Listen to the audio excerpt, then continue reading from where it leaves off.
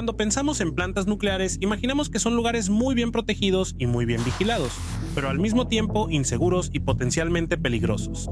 Eso se debe a que algunos de los peores accidentes tecnológicos de la historia ocurrieron en algunas de ellas, como el accidente en Fukushima, donde la planta fue golpeada primero por un terremoto de magnitud 9 y luego por un tsunami, lo que llevó a la fusión de 3 de los 6 reactores nucleares de la planta, provocando la fuga de varias sustancias radiactivas, entre ellas 4 particularmente muy peligrosas: el yodo 131, el cesio 137, el plutonio 239 y el cesio 134, además de 270.000 toneladas de agua radiactiva de enfriamiento, que aún no se sabe cómo ni dónde será desechada.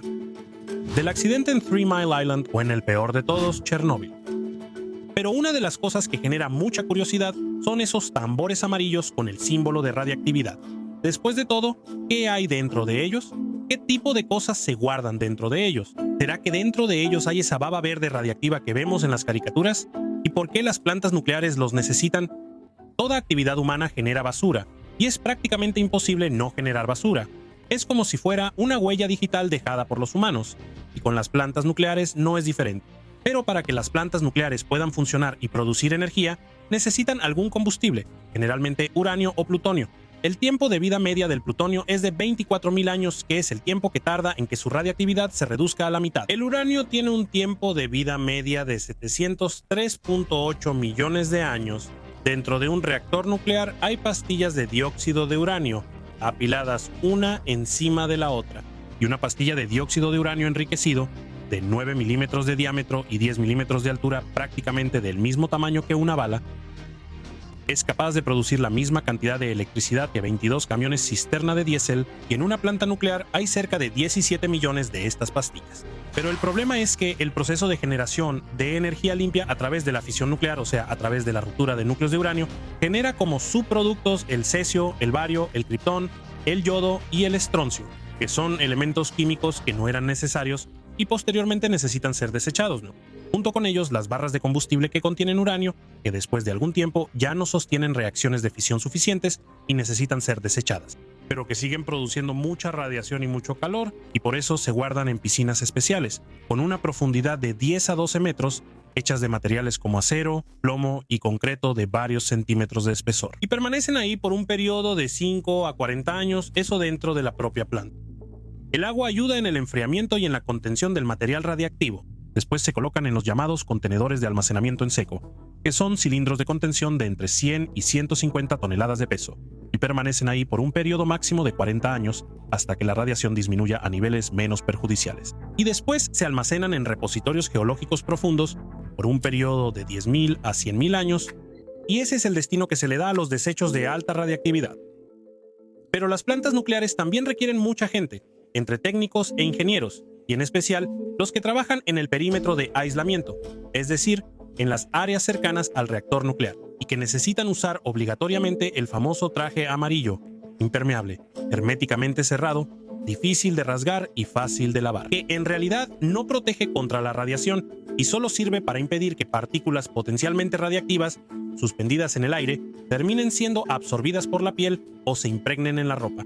Y al final del turno, estos trajes deben ser desechados, junto con guantes, mascarillas, gafas de protección, viseras, protectores de pies y cabeza. Y es ahí donde entran los tambores de desecho nuclear radiactivos, que son tambores metálicos comunes de 200 litros pintados de amarillo y etiquetados con el símbolo que representa la radiactividad, también llamado trífolo, destinados a guardar basura de baja y media radiactividad. El amarillo es el color estandarizado internacionalmente para el depósito de material radioactivamente activo, pero también se usan otros colores. En el caso de basura de media radiactividad, que generalmente necesita algún blindaje, pero no refrigeración, como resinas, yodo químico, revestimiento metálico del combustible nuclear, cristalería de laboratorios, material contaminado del desmantelamiento del reactor y algunas ropas y trajes usados durante alguna actividad que involucre al propio reactor. Estos materiales necesitan ser solidificados en concreto o betún o mezclados con una sustancia llamada sílice y vitrificados para su desecho. Algo importante es que no se pueden desechar materiales líquidos radiactivos, porque pueden contaminar el suelo debiendo ser solidificados primero. Solo después pueden ser almacenados en los repositorios geológicos profundos, que son enormes depósitos hechos especialmente para ese propósito, generalmente construidos sobre roca a profundidades de 200 metros a 1 kilómetro y permanecen allí durante muchos años. Los desechos de baja radiactividad provenientes de hospitales e industrias, así como de plantas nucleares, conteniendo papeles, herramientas, trapos, ropa y filtros que generalmente contienen pequeñas trazas de contaminación, también se colocan directamente en tambores, objetos radiactivos y posteriormente enterrados, pudiendo permanecer enterrados por un periodo de 20 a 40 años en algunos casos, incluso más. Pero enterrarlos o guardarlos en grandes depósitos nunca han sido las únicas opciones utilizadas para el desecho de material radiactivo. El mar, por ejemplo, ya fue uno de los lugares elegidos por varios países. Principalmente la Fosa de las Marianas, el lugar más profundo del mundo, ya fue utilizada como sitio para el desecho de basura de 1943 a 1996, con más de 200.000 toneladas de residuos en partes altamente radiactivas, como cristalería de laboratorio e incluso partes de armas nucleares, dentro de tambores. Hasta 1991, Estados Unidos ya había hundido más de 90.000 tambores en el norte del Océano Atlántico, potencialmente contaminando el agua y causando daños irreversibles a la vida marina.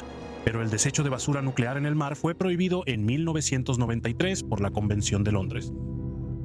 Pero en las décadas de los 70 y 80, la NASA realizó varios estudios para desechar basura nuclear en el Sol, donde serían incinerados en calor de más de 7.000 grados Celsius, pero la idea no llegó muy lejos, principalmente por posibles fallas y posibles explosiones en el vehículo de lanzamiento, esparciendo varias toneladas de material radiactivo, además del costo por lanzamiento, y también porque serían necesarios varios viajes para llevar los cientos de miles de toneladas de basura que ya había en esa época, y lanzando.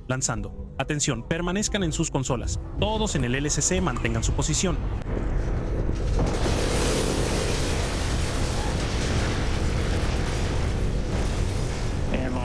Launch team, be advised, stay at your consoles. Everyone in the LCC, maintain your position.